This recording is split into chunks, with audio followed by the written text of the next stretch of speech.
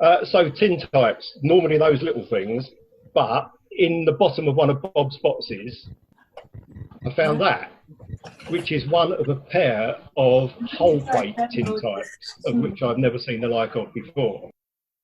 So not only is it a whole plate tintype, presumably that's husband, and this is wife. And as you can see, they are, well, hopefully you can see, they are subtly hand coloured as well. So that's, say, I don't know how much this must have cost them to have a husband and wife photographed in whole plate tintypes back in the day, but I'm guessing that it's fairly unusual and that they were reasonably well off people. So just when you think you've seen everything, and whole plate tintype, how can you get any better than that? How about whole plate daguerreotype? Again, I've never even heard of such a thing, let alone had one in my hand. And as you can see here, it is. It's a picture of a little old lady. You might just about be able to see that. And as probably some of you know, Bob was actually born in France and had a house in France, and spent a lot of his summers over there. And this he found in an antique shop in France, because on the back, he's written the whole story. Which I'll quickly read out because you're not going to be able to see it. It says, so this is a whole plate daguerreotype found unframed in the Dordogne in France in the basement of an antique shop, August 1998. This part of the right hand side of the frame was of the image was fairly invisible. The left-hand side of the image, about 2/3 of it was completely covered in a dense black coating, which looked like soot.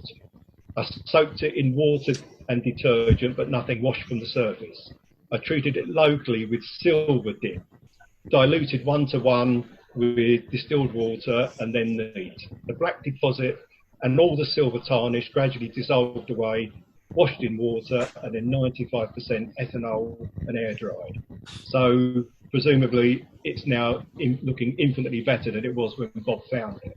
But I'm not even sure I've ever heard of such another thing, let alone seen one, unless anybody else has. The border of the frame is 9 and a bit by nearly 8, so I'm pretty sure it's whole plate. But it's, so that's the size.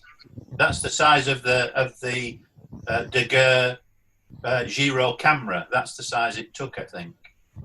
Right. Yeah. So it may be from those original cameras that were made by Daguerre's brother-in-law.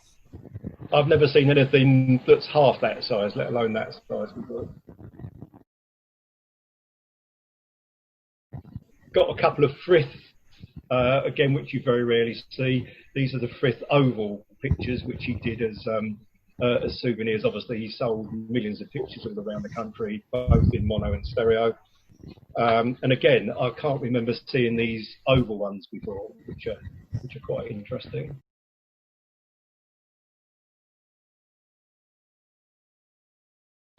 So this is one of my favourite pictures in Bob's collection so far, which I think must be quite unusual because it's a woman standing in front of her photo album, which is one of those, like a Rotodec thing, where you turn it round and the next one drops down and it flips round.